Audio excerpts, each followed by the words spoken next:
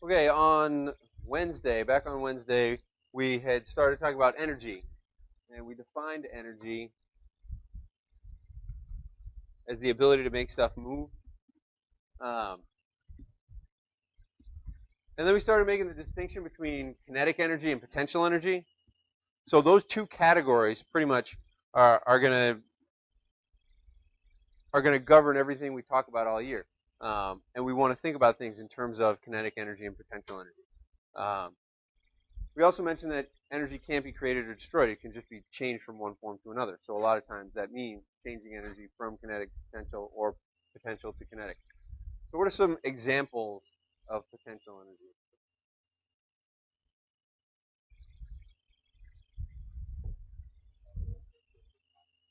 All right. Roller coaster at the top of the hill.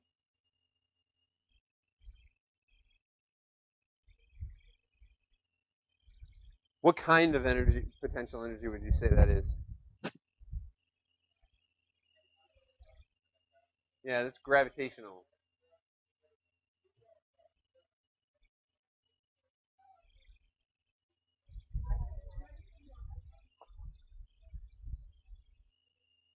What else? What are some other examples of potential energy?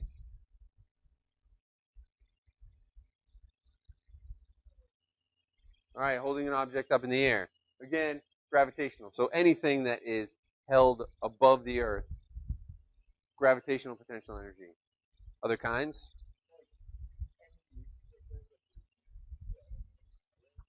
Okay. All right, so the one response was, what about a newspaper that's not currently burning? Yeah. Or think about, how did you get here today? Most of you. Car, bus.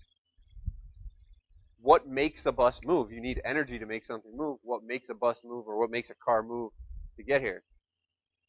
All right, mechanical energy. That's what you could call the energy when it's in motion. But what what actually provides it its energy? Gasoline. A newspaper, gasoline, things that can burn. Those have potential energy.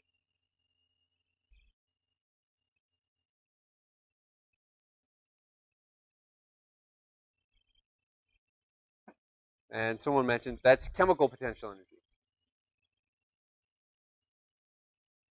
One of the things we're going to try and unravel this year is like, what does that actually mean? Where does chemical potential energy come from? Like, why is it that gasoline has the ability to make stuff move and water doesn't? Um, I can't put water in my car and get here, unfortunately. Uh, can you think of other examples of potential energy?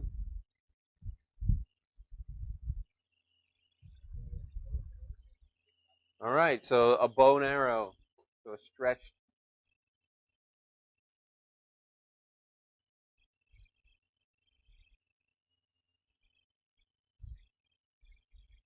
bow and arrow, or a stretched rubber band. Um, what do we call that? I mean, it's kind of tension or elastic potential. Uh,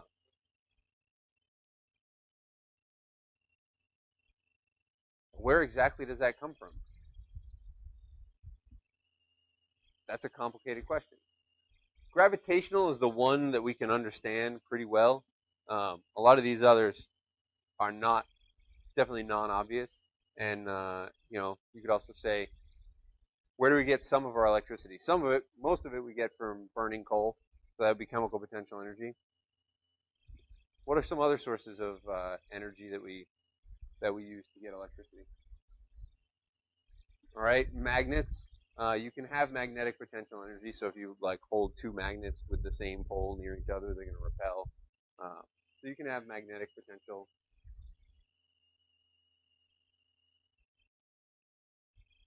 Do you guys know where your electricity comes from?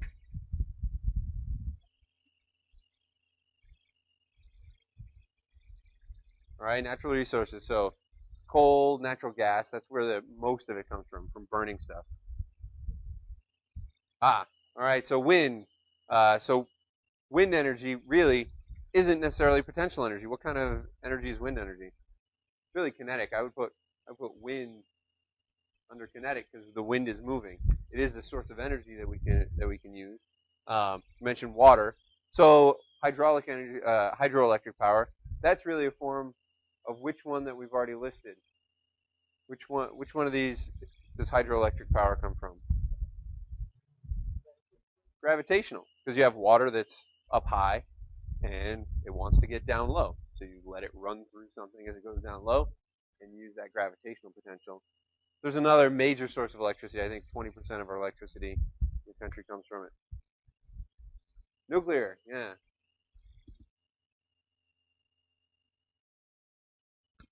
Um, so the point is there are lots of different examples of potential energy.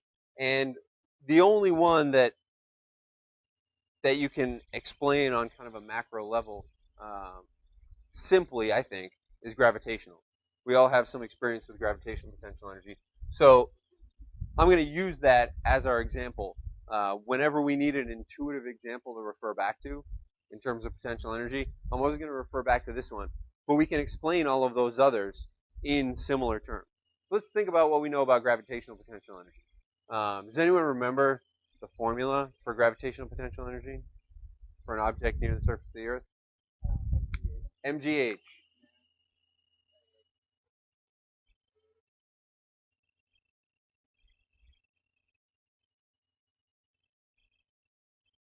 All right. So mass times g, which is gravitational acceleration, which on Earth is like 9.8 meters per second squared.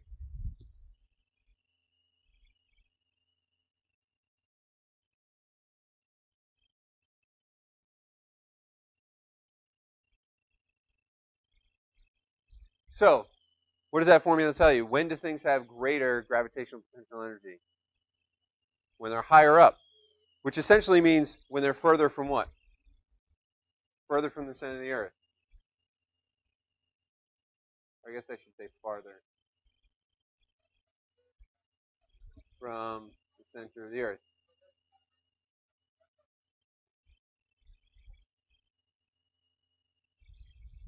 All right. What kind of force is gravity? Is gravity attractive or repulsive? It's attractive. We can make this analogy for any time there's an attractive force between two things. Anytime you have two things that are attracted to each other, the more you separate them, the greater their potential energy becomes. And gravitational potential energy, it makes sense. You hold something higher, it's going to accelerate longer as it falls toward the Earth. And as it accelerates, it's going to get more and more kinetic energy.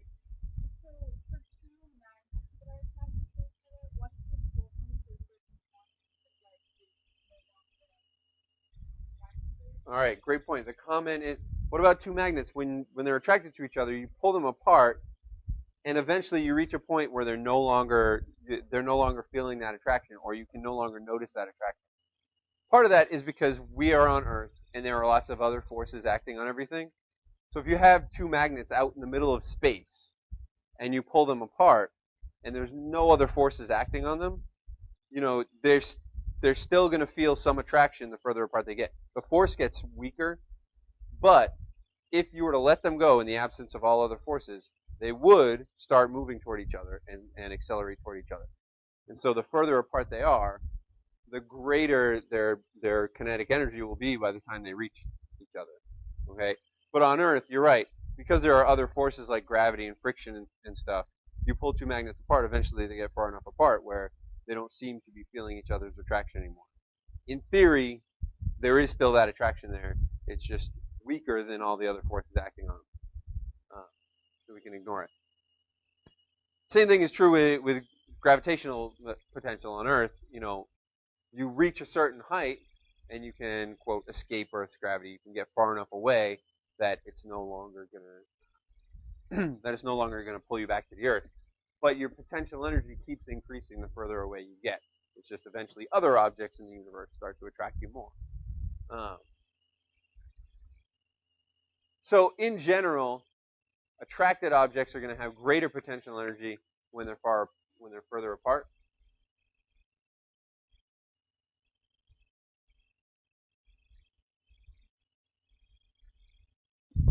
And then the opposite is also true. If you have two objects that repel each other, the closer together you force them to get, the greater their potential. When you let them go, they're gonna fly apart with even more kinetic energy.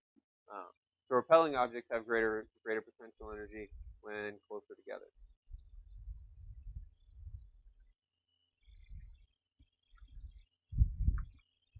Keep that in mind throughout the year.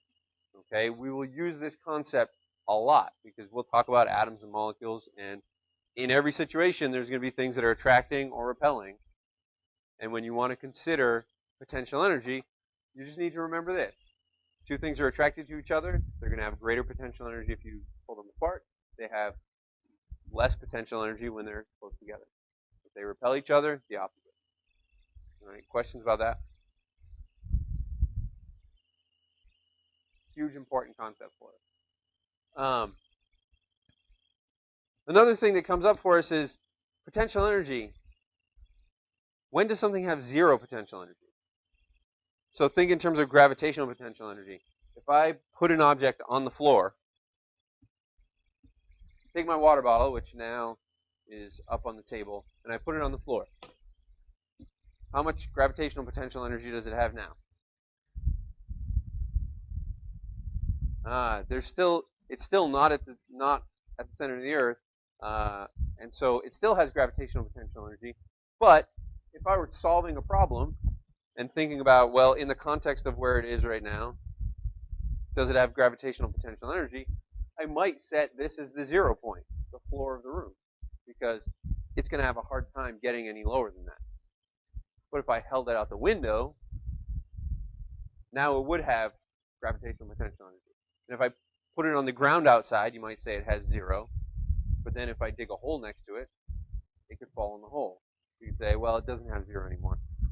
The whole point I'm trying to make is there is no natural 0 point. There's no floor of potential energy, really. So because there's no actual 0 point, we have to set one arbitrarily. Right? There is no absolute 0.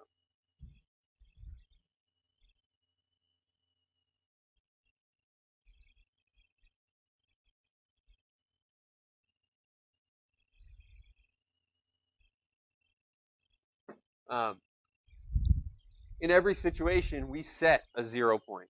So when you took intro physics, a lot of times the ground served as 0 gravitational potential energy.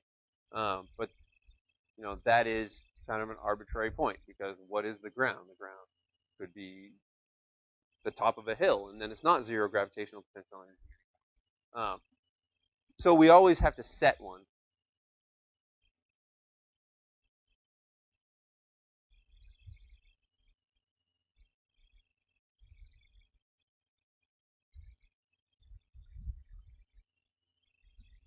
Just to set our scale, we generally define a 0 point. So in chemistry, a lot of times we have two objects that are attracted to each other, and they can keep getting closer and closer together. And so it's hard to pick out a point where we say, all right, this is the 0 point. When they're this close together, that's the 0 point. It's really hard to do that. So we do something else instead. What we do is we define 0 potential energy as when they're infinitely far apart. So the point that we set in this class for a lot of situations is that when two objects are infinitely far apart, that's when they have 0 potential energy. But then if they're attracted to each other as they come together, what happens to their potential energy? It gets lower. So you start at 0 when they're infinitely far apart, and then their potential energy is going to get lower and lower as they approach each other. Okay? So it's actually going to be negative. In a lot of situations, the potential energy will say this thing has X amount of potential energy. It'll be a negative number. That's okay, because we're often going to be, what we really care about is relative potential energy between two situations. So if one situation has negative 500 joules and the other one is negative 600 joules, we know that that's a difference of 100 joules. Okay? But just to give the idea, often the 0 point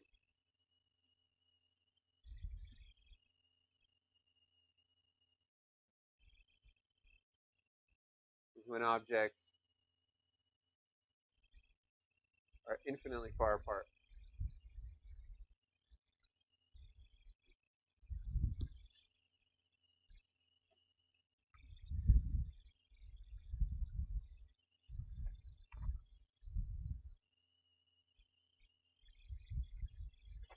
What that'll lead to, if you think about it in graphical terms, if we're graphing potential energy versus distance, for attracted objects, at infinite distance, they have zero potential energy, and then their potential energy gets lower and lower the closer they come together. So for attracted objects, the graph of potential energy versus distance will look like that.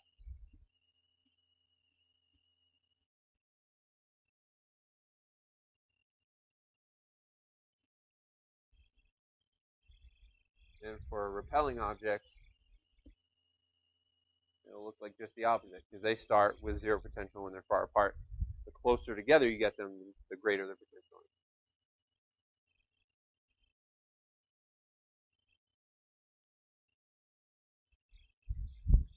And we'll come back to graphs that look like that a little more later in the class. So don't feel like you need to have a perfect grip on what that means at this point. But I just want you to have the idea that because there's no 0 point, we have to define one. And then what we really care about is relative potential energy between one situation and another. All right?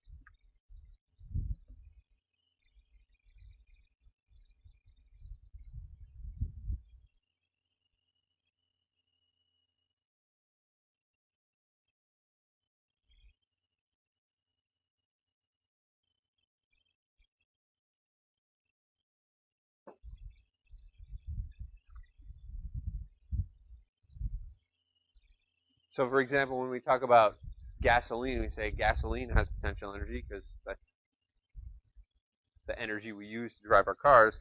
But it has potential energy relative to, so gasoline plus oxygen has higher potential energy than carbon dioxide and water, which is what you make when you burn it.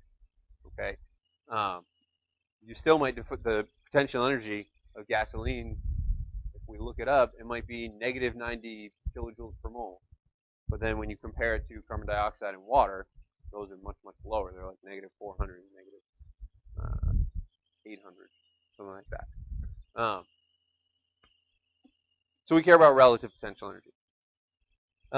We can think of lots of ways that kinetic energy and potential energy can be interconverted. Let's just come up with two. You think of an example where potential energy turns into kinetic energy. We've already talked about a bunch. All right, roller coaster rolls down a hill.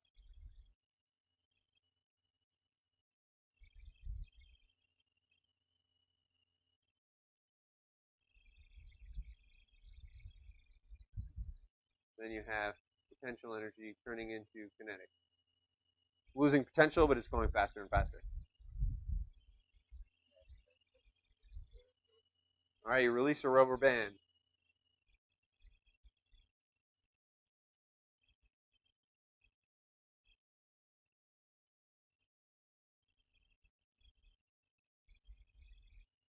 All right, can you think of a situation where kinetic energy turns into potential? All right.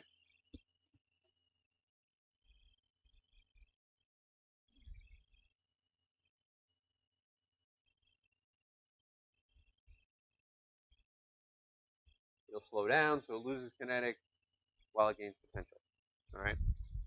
So you can turn one into the other. We see lots of examples of that.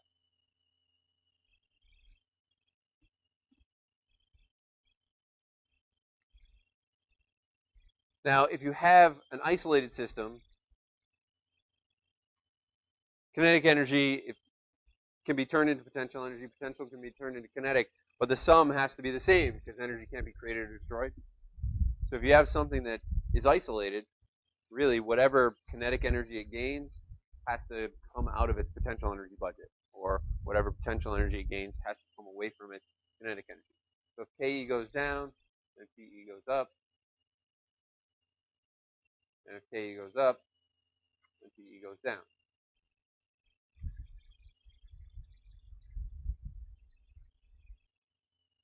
You can trick yourself into thinking energy gets created or destroyed in certain situations if you consider systems that aren't isolated. If you're not considering all the factors, all the places where energy is going. But if a system is not isolated, then you can keep constant kinetic energy and lose potential. They don't have to add up to a constant. Energy might be lost to the surroundings or gained from the surroundings.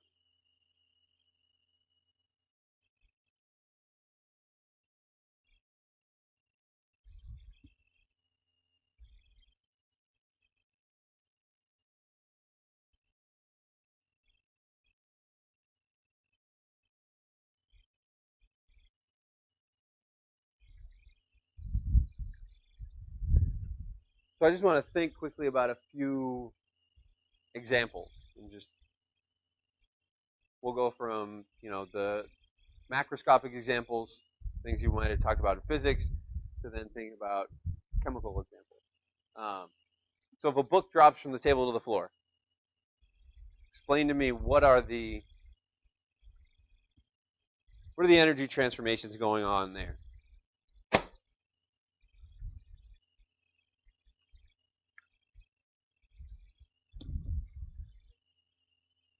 All right, gravitational potential energy gets turned into kinetic energy as the book falls.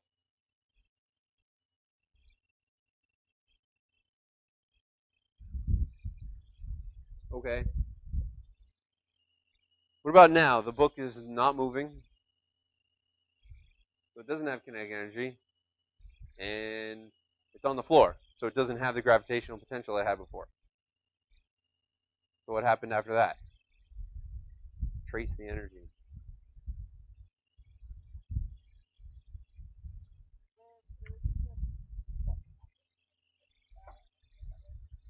All right, so the kinetic energy of the book turned into the kinetic energy of the air when it made the sound. All right, so then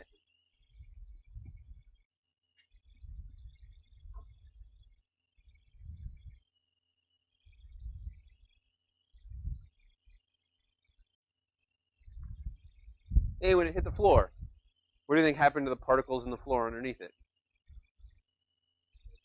They accelerated, so they started moving a little faster. So the floor underneath where it hit is going to be slightly warmer than it was before.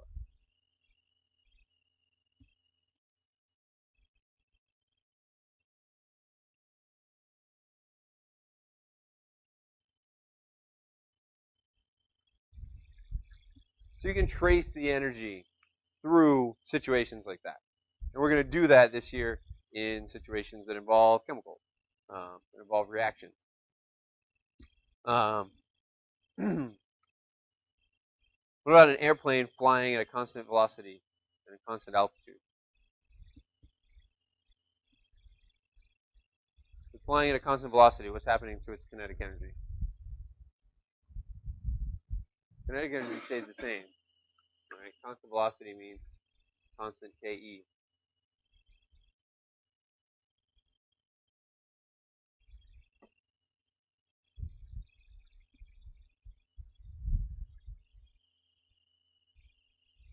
So does that mean there's nothing going on in terms of energy as the airplane flies? It could mean the amount of potential energy is also constant, but I know that it's not. The reason I know that it's not, what did we say provides the potential energy for a car or a plane? The gas, the fuel, right? Now, when the plane lands, it's not going to have the same amount of fuel it did before.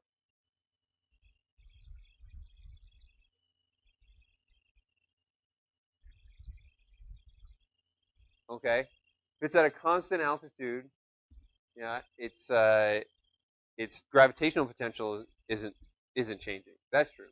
So GP is staying the same.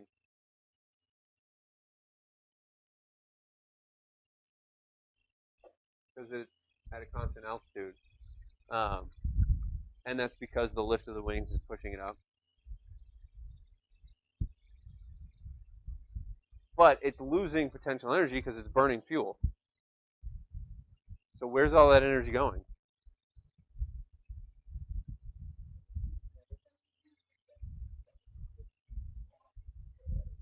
All right, air resistance. What happens when air particles hit a plane? The plane slows down a little bit, and what happens to air particles? they speed up a little bit, right? So as it's moving, the air resistance is going to be constantly slowing it down and speeding up the air around it. You need to provide energy in the form of, in this case, burning fuel to keep it going at that constant velocity because it's constantly losing energy to the air around it. Okay? So the potential energy of the fuel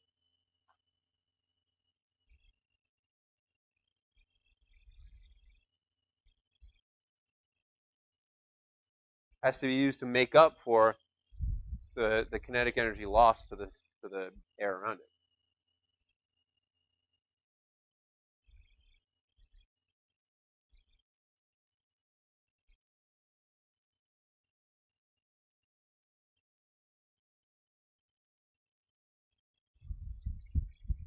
Air resistance is essentially a kind of friction. You know that anytime you have friction between two things, they get warmer. Right? You rub your hands together, they get warmer. That's because of friction.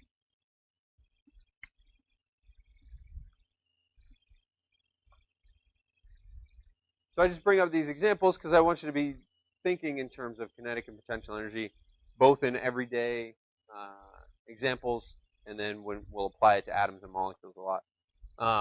One more. An ice cube is placed in a styrofoam cup filled with water.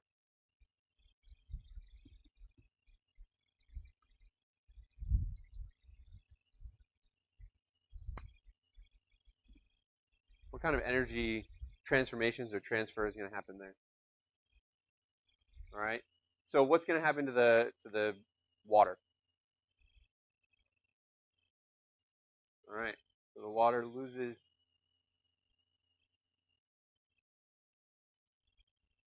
Ke, right? Water's going to slow down. It's going to get colder.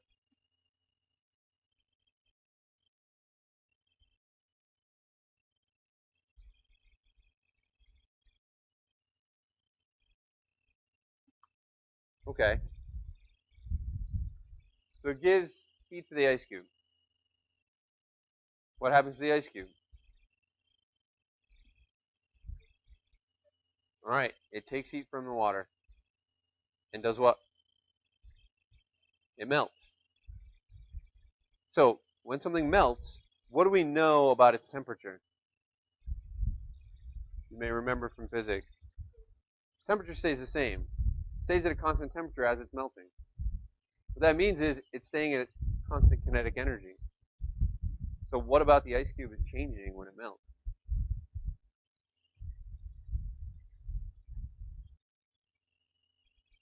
If it's gaining energy, but it's not gaining kinetic energy, what kind of energy is it gaining? It's gaining potential. The ice melts.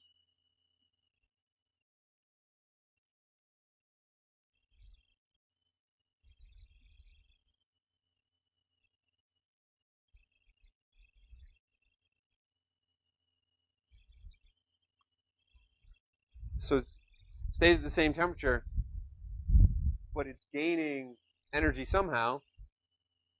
It's got to be gaining potential.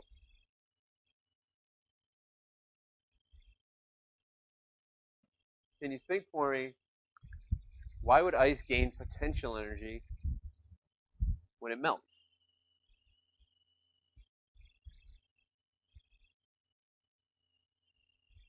How do water molecules feel about each other? They attracted to each other or repelled by each other?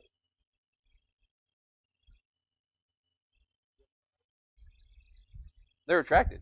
Think about a drop of water. A drop of water is very cohesive. It wants to stay together. So water molecules are attracted to each other. When you break up some of that attraction by melting it, its potential energy actually goes up. Just like when you pull something away from the earth that's attracted to the earth, potential energy goes up. So we'll come across these. I'm going to skip the log burning because I want to talk a little more about temperature in the 7 minutes we have left. But you can think about these examples, and we're going to come back to all of these kinds of examples throughout the year. I'm just giving you the idea of it now. So I mentioned in that last example temperature. Temperature is our measure of kinetic energy. You may remember temperature is a measure of the average kinetic energy.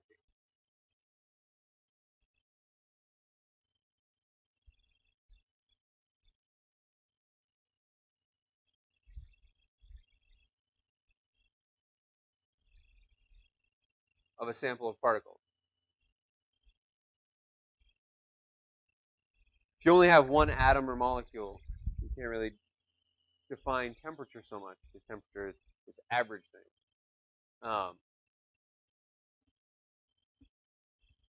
The total thermal energy of a sample is going to be the sum of all the kinetic energies of all the moving particles in it.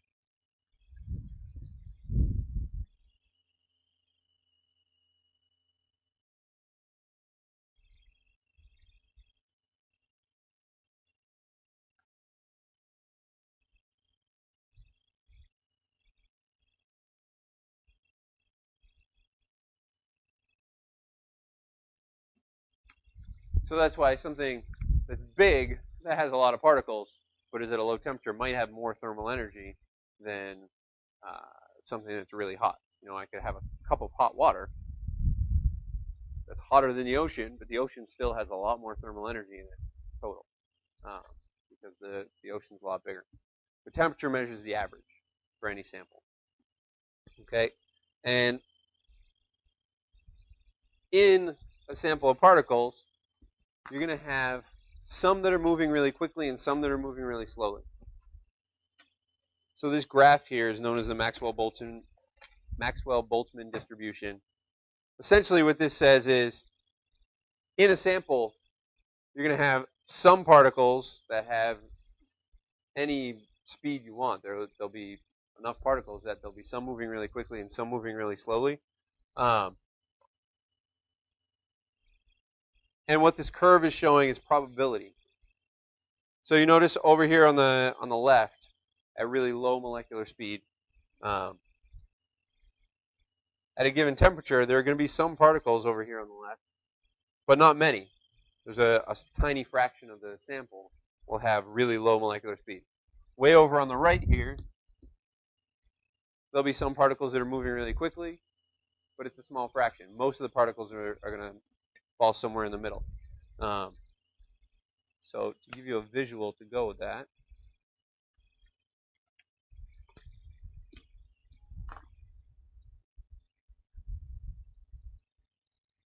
oh, come on.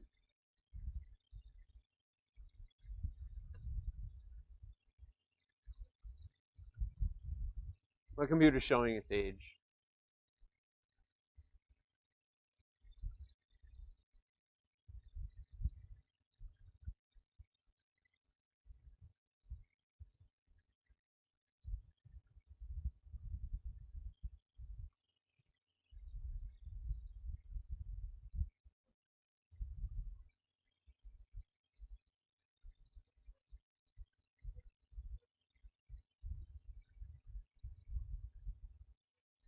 All right, so here's a sample of argon gas.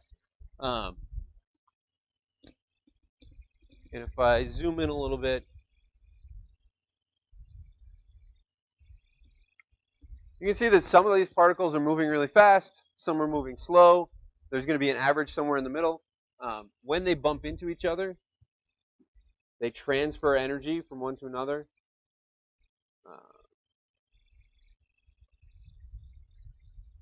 And I'm going to pick one, and we'll show a trail for it.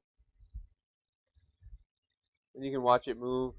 And you can see it's sometimes moving faster, sometimes moving slower. When it collides with a faster moving particle, it might speed up. When it collides with something slower, it might slow down. And so every individual particle is following this random path. And with every collision, there's some energy transfer. And so it might change its speed a little bit. What the Maxwell-Boltzmann distribution is giving us is really an idea of, all right, how many are moving slow, how many are moving fast. And all I want you to take away from this is this idea that in a sample of atoms or molecules, you're going to have all kinds of different speeds in there. Even at low temperature, there are still some fast-moving particles, just not very many. At high temperature, there's more fast-moving particles and fewer slow-moving particles. So if this is a kind of a medium temperature that I have here,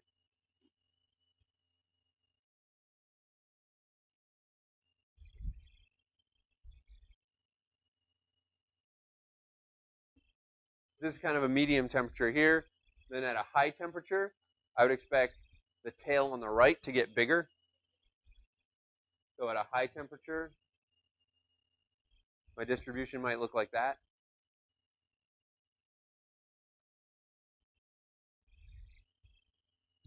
At a low temperature, I'm going to have more particles that are moving slowly and fewer that are moving fast.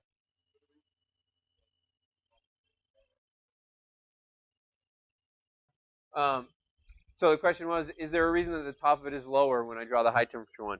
Yeah, so this curve represents sort of probability. So if you take the area under the curve, it has to add up to 100% probability. So you have to account for every particle. So if the thing gets more stretched out, it has to get lower.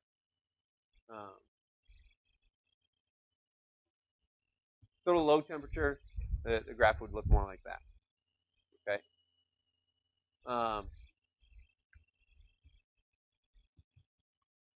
So when you think of temperature, think of average kinetic energy, but remember that there are going to be some particles in a sample that are higher than average, some that are lower than average. And I think that's about all the time we have today. I think we hit the main points. So do your best to do the problem set between now and Monday. All right, for this first one, on Monday we can take some questions. You can do your corrections. If you have stuff to hand in, go ahead and put it in the inbox.